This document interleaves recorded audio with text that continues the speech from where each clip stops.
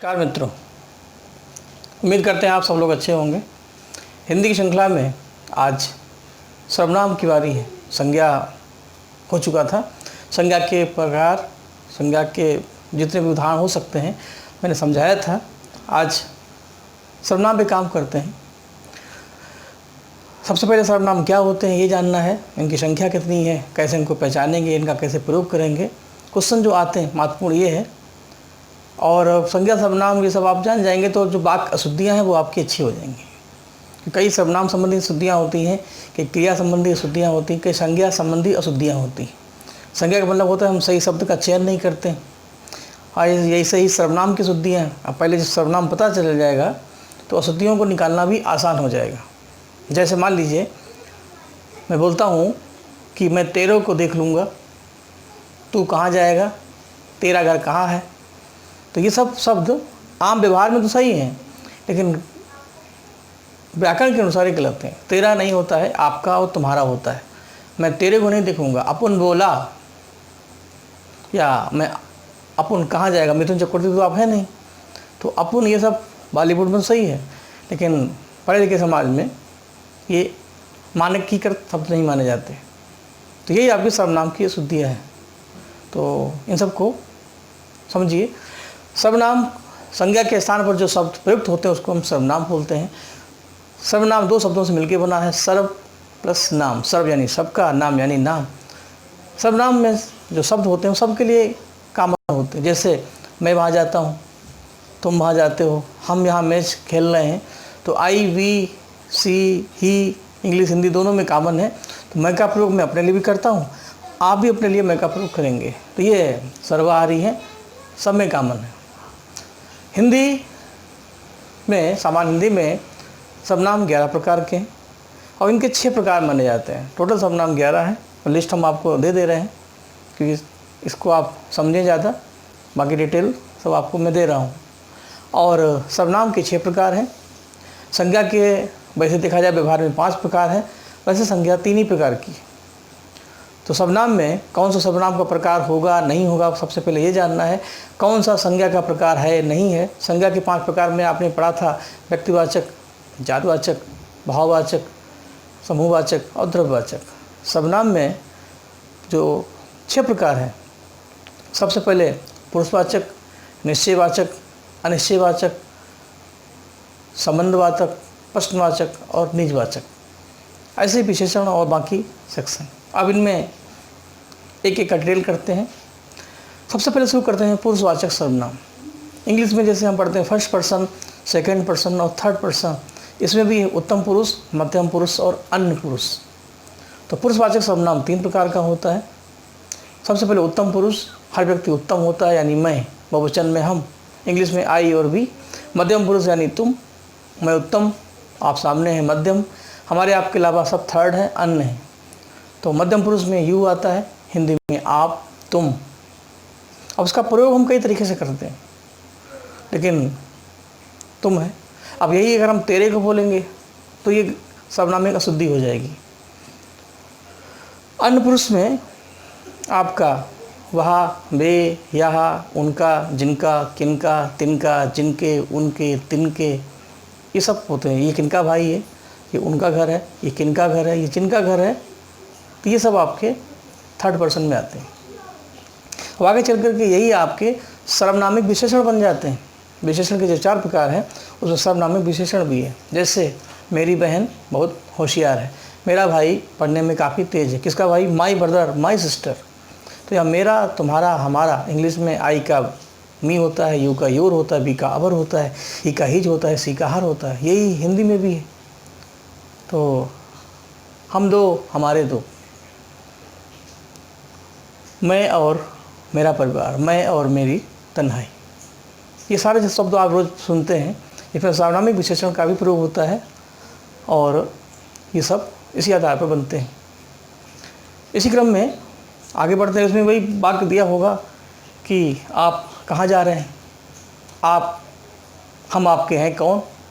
तो यहाँ हम जो है वो आपका उत्तम पुरुष विशेषण होगा। तुम मेरे हो, तुमसा नहीं देखा। तो इस सब शब्दों में सर्वनाम का ही प्रयोग है। अब आते हैं निश्चयवाचक और अनिश्चयवाचक। निश्चयवाचक सर्वनाम की खास बात यह है कि इसमें नज़दीक और दूर की वस्तुओं का बोध होता है। नज़दीक और दूर में एक वचन और बहुवचन, जैसे यह और वह। इंग्लिश में दिस और देट, दीज और दोज, ये और वे। तो निश्चयवाचक सर्वनाम की सबसे बड़ी पहचान है। यहाँ पर देखिए व्यवहारिक तरीके से पढ़ाना है, कुछ क्लू लेने हैं। यहाँ वह दिया, जैसे ये मेरा घर है, वो आपका घर है। This is my pen, that is your pen. ये किसके बच्चे हैं, वे किन के बच्चे हैं। ये वे, यह वह निश्चय को बोध करते हैं। ये आम बहुत मीठा है, वो आम बहुत खट्टा है। तो निश्चय भी है और नज़दीक भी है, दूर भी है। तो ये है निश्चयवाचक की विशेषता। अनिश्चयवाचक में बस तो होती है, लेकिन हम ये निश्चय नहीं कर पाते कि क्या है, इसका स्वरूप कैसा है। तो अनिश्चयवाचक में जो शब्द हैं वो कुछ, कोई, किसी, ये जनरली 3 शब्दों का प्रयोग होता है। और डेली उदाहरण में जो किताबों में है वो तो है ही, लेकिन सिनेमा, संगीत, साहित्य जो हम देखते हैं, उदाहरण आप वहीं से लेंगे तो जल्दी समझ में आएगा। जैसे कुछ, किसी और कोई। अब जैसे कोई मिल गया, अब पता नहीं कौन मिल गया। हम कहें राम मिल गया तो राम तो आपका हो गया, वह मिल गया तो ठीक है, तो वह आपका अन्य पुरुष सर्वनाम हो जाएगा। लेकिन कोई मिल गया तो ये निश्चय नहीं है, लेकिन कोई ना कोई तो मिला होगा, कोई ना कोई चाहिए।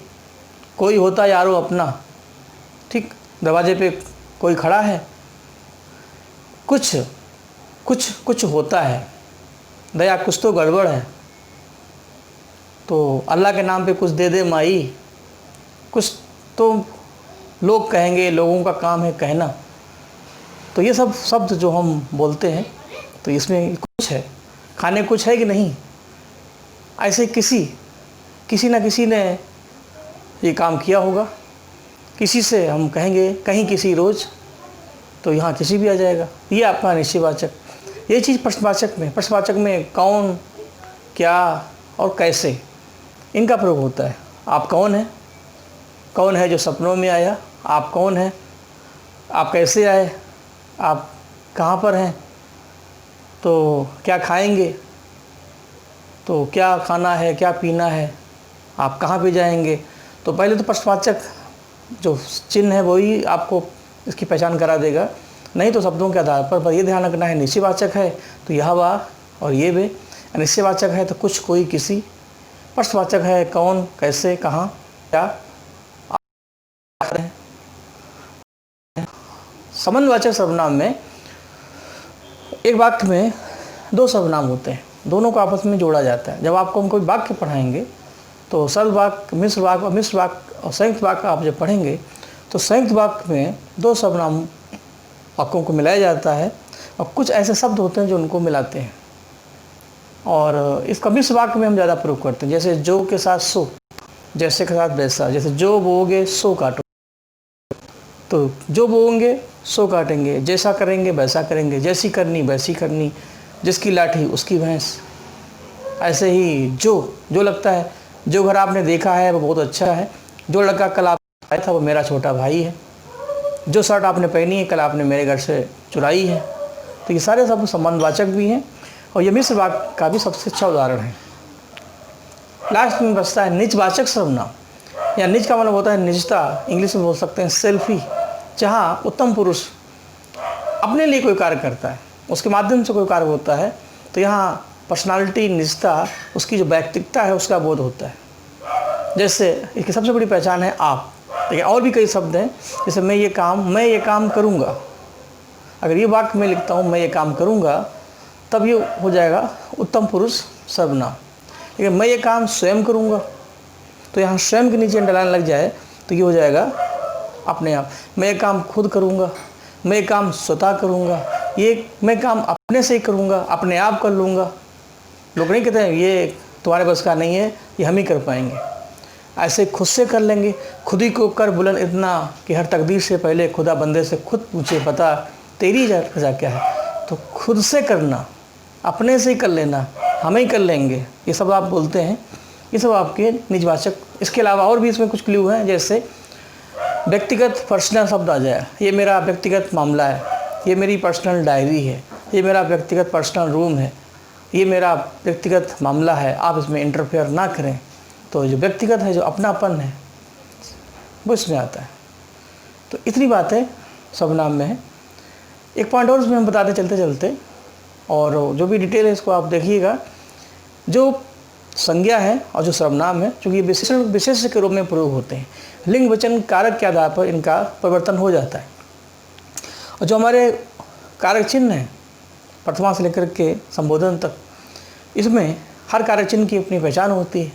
जैसे कर्ता ने, कर्म को, कर्ण से, संप्रदान के लिए, अपादान से अलग होने के अर्थ में, संबंध काकी के, रारी रे नानी ने, अधिकरण में, पे पर। जितने भी हमारे सर्वनाम हैं इनका हम इन सब में प्रयोग कर सकते हैं और कारक चिन्ह के आधार पर वही बदल जाएगा।